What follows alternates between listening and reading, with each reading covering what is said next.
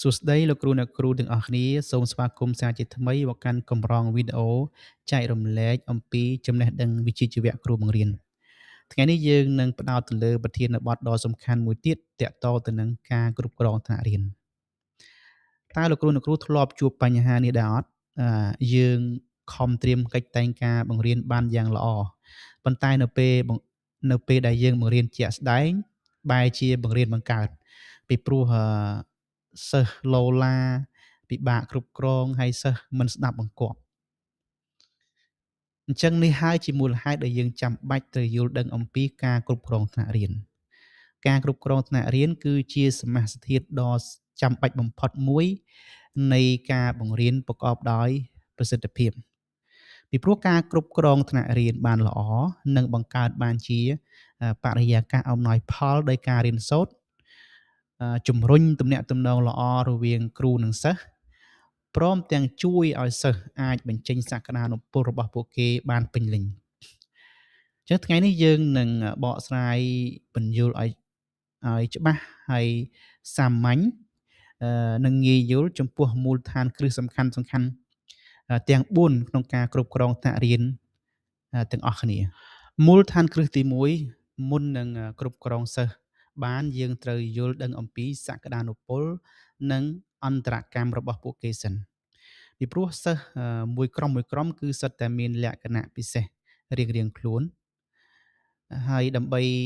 យល់ដឹងពីសក្តានុពលហើយនិងអន្តរកម្មរបស់ពួកគេលោកគ្រូអ្នកគ្រូត្រូវយល់ដឹង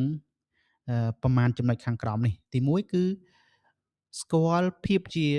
បុគ្គលរបស់សិស្សម្នាក់ៗសិស្សពីព្រោះសិស្សម្នាក់ៗមកពីគ្រួសារផ្សេងៗគ្នានិងមានរបៀបរៀនខុសៗគ្នាឧទាហរណ៍ថាសិស្សខ្លះគាត់រៀនឆាប់យល់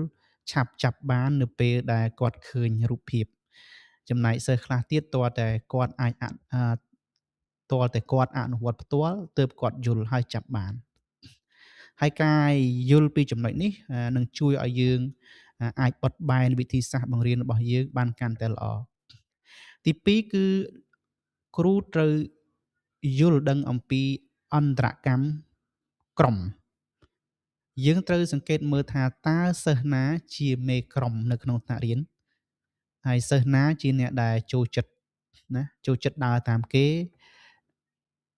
ហើយមួយទៀតយើងត្រូវចេះមើលដឹងពីចំនួនដែលអាចកើតឡើងរវាងពួកគេមានថាយើងអាច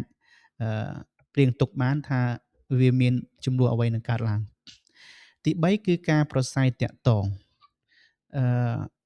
គ្រូត្រូវលើកទឹកចិត្តសិស្សឲ្យចេះនិយាយស្ដីដោយបើកចំហចេះស្ដាប់គ្នានិងជជែកគ្នាដោយក្ដីគោរពចូលមកដល់មូលដ្ឋានគ្រឹះទី2គឺការដាក់វិន័យការបង្កើតច្បាប់និងការរំពឹងទុកដ៏ច្បាស់លាស់វានឹងជួយឲ្យសិស្សយើងដឹងពីទម្រង់អាកប្បកិរិយាដែលត្រឹមត្រូវដឹងអំពីអ្វីដែលត្រូវធ្វើហើយអ្វីដែលមិនត្រូវធ្វើនៅក្នុងថ្នាក់រៀនប៉ុន្តែការបង្កើតច្បាប់ការដាក់វិន័យនេះត្រូវឈរលើគោលការណ៍4យ៉ាងទី1គឺភាពច្បាស់លាស់ច្បាប់ត្រូវតែខ្លីងាយយល់និងមិនមានភាពសពេចសពិលទេឧទាហរណ៍ថាកុំសរសេរថាត្រូវធ្វើជាសិស្សល្អប៉ុន្តែលោកគ្រូអ្នកគ្រូត្រូវសរសេរឲ្យចំខ្លឹមសារដែលយើងចង់បានតែម្ដងនោះគឺត្រូវលើកដៃមុននឹងនិយាយទី2គឺឲ្យសិស្សចូលរួមនេះគឺជាគន្លឹះសំខាន់ជាងគេក្នុងការបង្កើតច្បាប់ឬក៏បង្កើតវិន័យថ្នាក់រៀនគឺជំនួសឲ្យគ្រូសរសេរច្បាប់មកបង្ខំសិស្សឲ្យធ្វើយើងត្រូវជំរុញឲ្យសិស្សានុសិស្សចូលរួមក្នុងការបង្កើតច្បាប់វិន័យទាំងនោះពីព្រោះនៅពេលដែលពួកគេមានសិទ្ធិបញ្ចេញមតិពួកគេនឹងគោរពច្បាប់ទាំងនោះដោយស្ម័គ្រចិត្តដោយគ្មានការបង្ខំហើយគាត់បានយល់ច្បាស់អំពីច្បាប់នោះទៀតផងទី3គឺការភាពខ្ជាប់ខ្ជួននិងស្មារភាព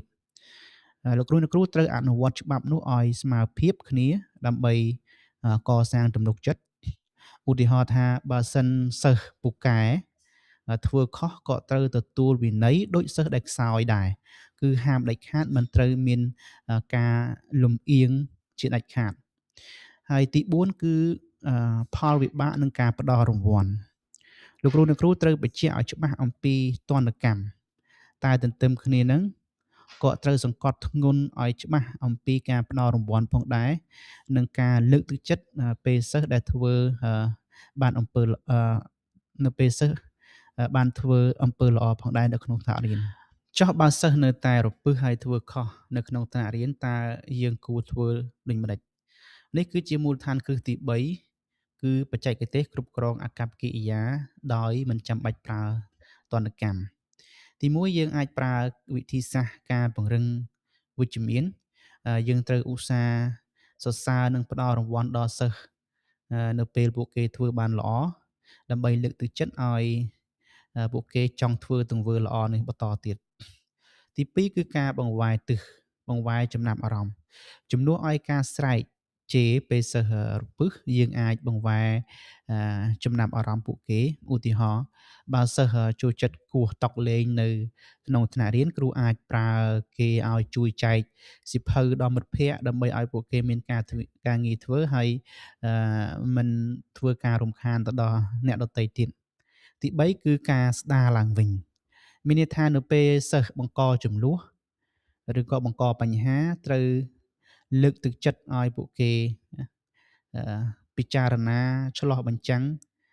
អំពីកំហុសរបស់ពួកគេហើយនឹងយល់ដឹងអំពីផលវិបាកនៃទង្វើរបស់ពួកគេទៅលើអ្នកដទៃទី4គឺការប្រជុំថ្នាក់រៀនការប្រជុំថ្នាក់ជាប្រចាំគឺជាវេទិកា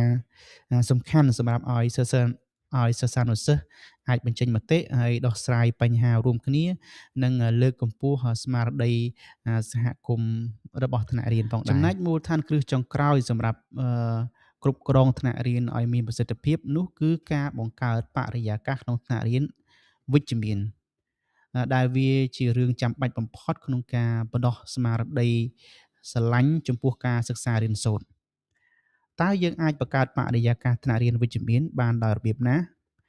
ទី1គឺលោកគ្រូអ្នកគ្រូត្រូវបង្ហាញការគោរពដល់សិស្សមុនទើបសិស្សគោរព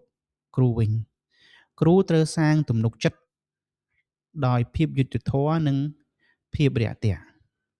ទី2គឺលោកគ្រូអ្នកគ្រូត្រូវធ្វើឲ្យសិស្សគ្រប់រូបមានអារម្មណ៍ថាខ្លួនមានតម្លៃនៅក្នុងថ្នាក់រៀនដោយមិនគិតពីប្រវត្តិឬក៏សមត្ថភាពរបស់ពួកគេទេមានន័យថាសិស្សល្អសិស្សពូកែក៏យើងយកចិត្តទុកដាក់ហើយសិស្សដែលមិនសូវពូកែក៏លោកគ្រូអ្នកគ្រូយកចិត្តទុកដាក់ណាដោយមិនគិតពីប្រវត្តិឬសមត្ថភាពរបស់ពួកគេឡើយទី3លោកគ្រូអ្នកគ្រូត្រូវកសាងទំនាក់ទំនងល្អជាមួយសិស្សដោយការបង្ហាញការយល់ចិត្តនិងខ្វល់ខ្វាយពីសុខទុក្ខរបស់ពួកគេដោយស្មោះទី4គឺការរៀបចំមេរៀនឲ្យមានភាពទាក់ទាញពិតណាស់ការរៀបចំមេរៀនឲ្យមានភាពទាក់ទាញឲ្យមានអន្តរកម្មនេះគឺពិតជារឿងសំខាន់ណាដើម្បីឲ្យដំណើរការក្នុងការគ្រប់គ្រងថ្នាក់រៀនរបស់យើងឲ្យបានល្អប្រសើរពីព្រោះបើយើងនិយាយឲ្យងាយយល់ទៅបើគ្រូបង្រៀនសប្បាយនិងមានភាពទាក់ទាញគឺសិស្សរវល់តែជក់រៀនគឺគ្មានពេលមករំខានដល់ថ្នាក់ទេប៉ុន្តែផ្ទុយទៅវិញបើមេរៀនរបស់យើងមិនមានភាពទាក់ទាញណាសិស្សក៏ក្រោះពិតណាស់នឹងបង្កឲ្យបរិយាកាសក្នុងថ្នាក់រៀនរបស់យើងគឺមានភាពរញ៉េរញ៉ៃហើយពិបាកគ្រប់គ្រងសរុបមកវិញការគ្រប់គ្រងថ្នាក់រៀនមិនមែនគ្រាន់តែជាការល្បាតមើលសិស្សកុំឲ្យលោឡាក្នុងថ្នាក់រៀននោះទេតែវាគឺជាសិល្បៈនិងជាកិច្ចការដែលមានភាពចម្រុះដែលលោកគ្រូអ្នកគ្រូត្រូវធ្វើហើយដូចយើងបានលើកឡើងខាងដើមយើងមានមូលដ្ឋានគ្រឹះ4ដើម្បីបង្កើតបរិយាកាសថ្នាក់រៀនដ៏ល្អឥតខ្ចោះមួយនោះគឺទី1យល់ដឹងពីសក្តានុពលក្នុងថ្នាក់រៀនត្រូវស្គាល់ពីចំណុចពិសេសនិងមជ្ឈដ្ឋានរបស់សិស្សម្នាក់ៗព្រមទាំងតាមដានការប្រស្រ័យទាក់ទងឬក៏អន្តរកម្មរបស់ពួកគេនៅក្នុងថ្នាក់រៀនឲ្យបានប្រចាំថ្ងៃទី2គឺការបង្កើតច្បាប់និងការរំពឹងទុកឲ្យបានច្បាស់លាស់យើងត្រូវរៀបចំវិន័យឲ្យបានច្បាស់លាស់ដោយបើកឱកាសឲ្យសិស្សានុសិស្សចូលរួមបង្កើតច្បាប់វិន័យនោះ និងត្រូវអនុវត្តវាឲ្យបានស្មើភាពគ្នា ទី3បច្ចេកទេសគ្រប់គ្រងអាកប្បកិរិយាលោកគ្រូអ្នកគ្រូត្រូវផ្ដោតទៅលើការពង្រឹងវិជ្ជមានផ្ដល់រង្វាន់លើកទឹកចិត្តនិងការបង្វែរចំណាប់អារម្មណ៍ជាជាងយើងប្រើប្រាស់តែទណ្ឌកម្មមួយមុខនៅក្នុងថ្នាក់រៀននិងទី4គឺបង្កើតបរិយាកាសថ្នាក់រៀនឲ្យមានភាពវិជ្ជមានមានន័យថាលោកគ្រូអ្នកគ្រូត្រូវកសាងការគោរពគ្នាណាទាំងសិស្សអឺទាំងគ្រូហើយកសាងទំនុកចិត្តហើយជាពិសេសបំផុតហើយសំខាន់បំផុតគឺលោកគ្រូអ្នកគ្រូត្រូវរៀបចំមេរៀនយ៉ាងម៉េចឲ្យមានភាពទាក់ទាញដើម្បីបណ្ដោះក្តីស្រឡាញ់ចំពោះការសិក្សាអញ្ចឹងវីដេអូថ្ងៃនេះមេរៀនថ្ងៃនេះយើងមានតែប៉ុណ្ណេះហើយសូមអរគុណអឺដល់លោកគ្រូអ្នកគ្រូសម្រាប់ការតាមដាននៅថ្ងៃនេះសូមជូនពរលោកគ្រូអ្នកគ្រូជោគជ័យហើយ